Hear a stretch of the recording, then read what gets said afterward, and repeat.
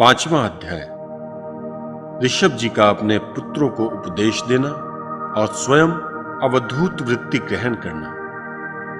श्री ऋषभ देव जी कहते हैं, पुत्रों, इस मर्त्य लोक में यह मनुष्य शरीर दुख में विषय भोग प्राप्त करने के लिए ही नहीं है। ये भोग तो विष्टाभोजी, सूकर, कुकरादिकों को भी मिलते ही हैं। इस शरीर से दिव्य तप ही करना चाहिए, जिससे अंतःकरण शुद्ध हो जाए, क्योंकि इसी से अंततः ब्रह्मांड की प्राप्ति होती है। शास्त्रों ने महापुरुषों की सेवा को मुक्ति का और स्त्री संगी कर्मियों के संग को नरक का द्वार बतलाया है। महापुरुष वही हैं जो समान चित्त, परम शांत, क्रोधहीन, सबके हित चिंतक और सदाचार संपन्न हो, अथवा मुझ परमात्मा के प्रेम के ही जो एकमात्र पुरुषार्थ मानते हैं। केवल विषयों की ही चर्चा करने वाले लोगों में तथा स्त्री, पुत्र और धन आदि सामग्रियों से संपन्न घरों में जिनकी अरुचि हो और जो लौकिक कार्यों में केवल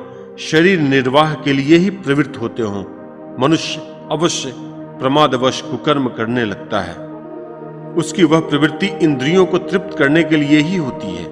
मैं इसे अच्छा नहीं समझता, क्योंकि इसी के कारण आत्मा को यह असत और दुखदायक शरीर प्राप्त होता है। जब तक जीव को आत्म तत्व की जिज्ञासा नहीं होती, तभी तक अज्ञानवश देहादि के द्वारा उनका स्वरूप छिपा रहता है। जब तक यह लौकिक वैदिक कर्मों में फंसा रहता है, तब तक मन में कर्म की वासनाएं भी बनी रहती हैं और इन्हीं से देह बंधन की प्राप्ति होती है। इस प्रकार अविद्या के रूप में आत्म स्वरूप के ढक जाने के कारण कर्म वासनाओं से वशीभूत हुआ चित्त मनुष्य को फिर कर्मों में ही प्रवृत्त करता है।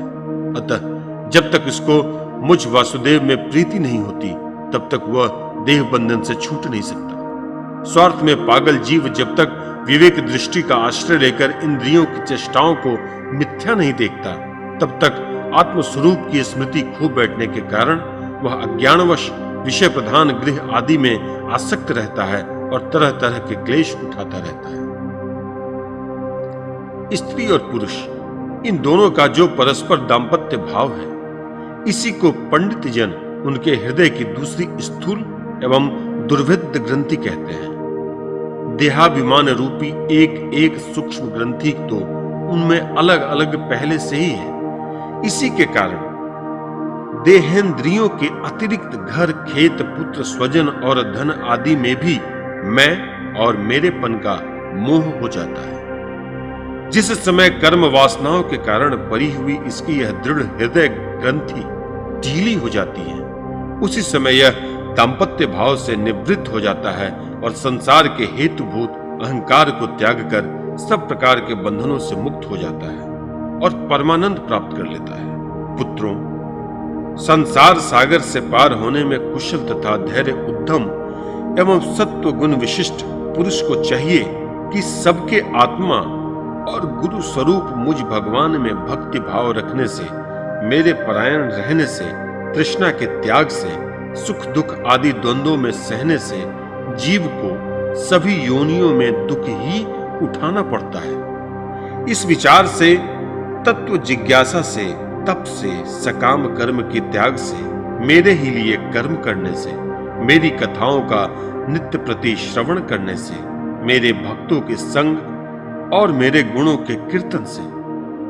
वैर त्याग से, समता से, शांति से और शरीर तथा घर आदि में मैं मेरेपन के भाव को त्यागने से, इच्छा से, अध्यात्म शास्त्र के अनुशीलन से, एकांत सेवन से, प्राण, इंद्रिय और मन के संयम से, शास्त्र और सत्पुरुषों के वचन में यथार्थ बुद्धि रखने से, पूर्ण ब्रह्मचर्य से, कर्तव्य कर्मों में निरंतर सावधान रहने से, वाणी के संयम से, सर्वत्र मेरी ही सत्ता देखने से, अनुभव ज्ञान सहित तत्व विचार से और योग साधना से अहंकार रूप अपने लिंग शरीर को लीन कर दे।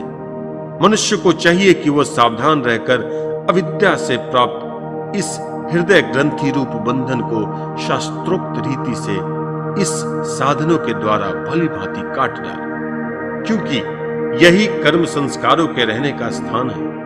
तदंतर साधन का भी परित्याग कर दे। जिसको मेरे लोक की इच्छा हो अथवा जो मेरे अनुग्रह की प्राप्ति को ही परम पुरुषार्थ मानता हो, वह राजा हो तो अपनी अबोध प्रजा को, गुरु अपने शिष्य को और पिता अपने पुत्रों को ऐसी ही शिक्षा दे। अज्ञान के कारण यदि वे उस शिक्षा के अनुसार न चलकर कर्म को ही परम पुरुषार्थ मानते रहें, तो भी उन पर क्रोध न करके उन्हें समझा बुझाकर कर्म में प्रवृत्त न होने दें। उन्हें विषयास युक्त काम्य कर्मों में लगाना तो ऐसा ही है जैसे किसी अंधे मनुष्य को जानबूझकर गड्ढे में ढकेल देना। इससे भला किस पुरुषार्थ की सिद्धि हो सकती है? अपना सच्चा कल्याण किस बात में है, इसको लोग नहीं जानते। इसी से वे तरह तरह भोग कामनाओं में फंसकर तुच्छ क्षणिक सुख के लिए आपस में वैर ठान लेते हैं और निरंतर विषय भोगों के लिए ही प्रयत्न करते रहते हैं। वे मूर्ख इस बात पर कुछ भी विचार नहीं करते कि इस वैर विरोध के कारण नरक आदि अत्यंत घोर दुखों की प्राप्ति होगी। गड्ढे में गिरने के लिए उल्टे रास्ते से जाते हुए मनुष्य को जैसे आंख वाला पुरुष उधर जाने नहीं देता, वैसे ही अज्ञानी मनुष्य को अविधा में फंसकर दुखों की ओर जाते देख कौन ऐसा दयालु और ज्ञानी पुरुष होगा जो जानबूझकर भी उसे उसी राह पर जाने दे या जाने के लिए प्रेरणा करे।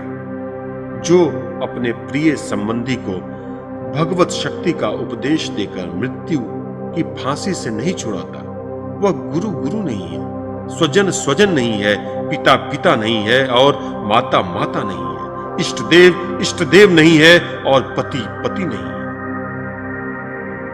मेरे इस अवतार शरीर का रहस्य साधारण जनों के लिए बुद्धिगम्य नहीं है।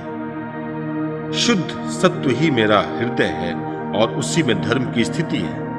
मैंने धर्म को अपने से बहुत दूर पीछे की ओर ढकेल दिया है।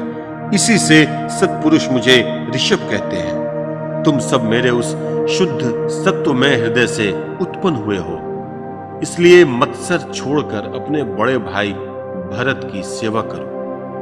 उसकी सेवा करना मेरी ही सेवा करना है और यही तुम्हारा प्रजापालन भी है।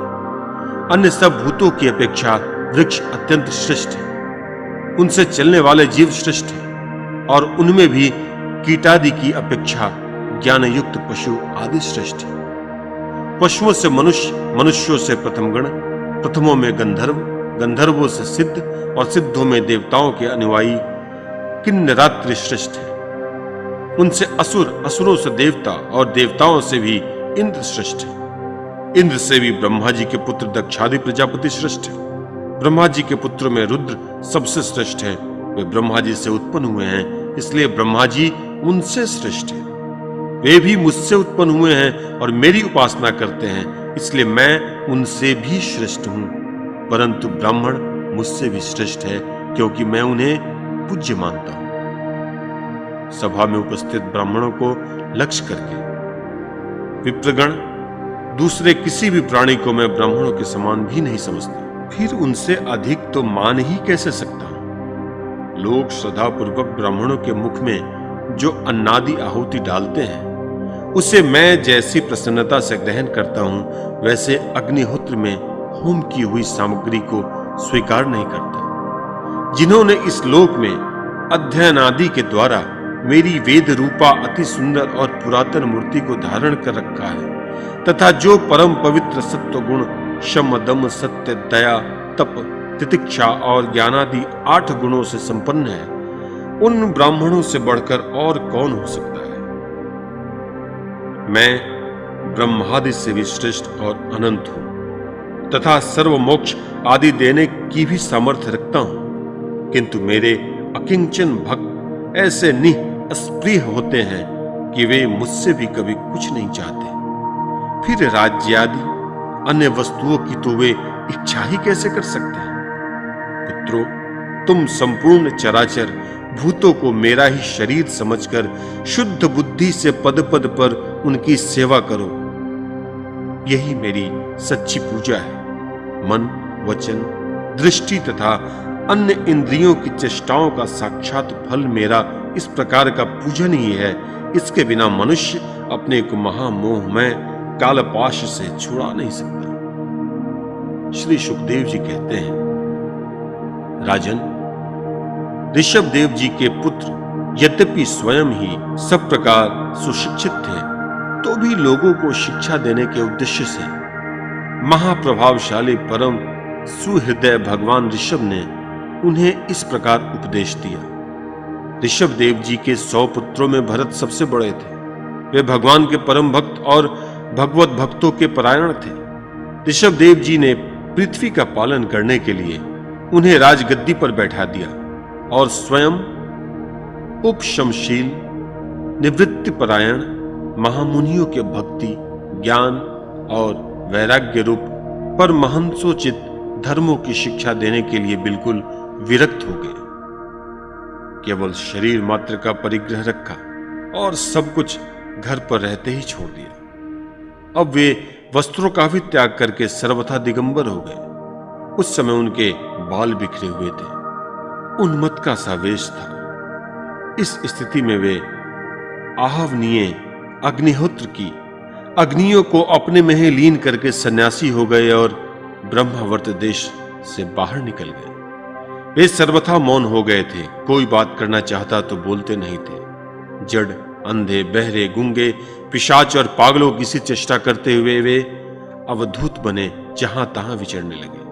कभी नगरों और कभी गांवों में कहीं भी चले जाते, कभी खानों में, कभी किसानों की बस्तियों में, बगीचों में, पहाड़ी गांवें, सेना की छावनियां, गौशालाओं, अहिरों की बस्तियों और यात्रियों के टिकने के स्थानों में रहते।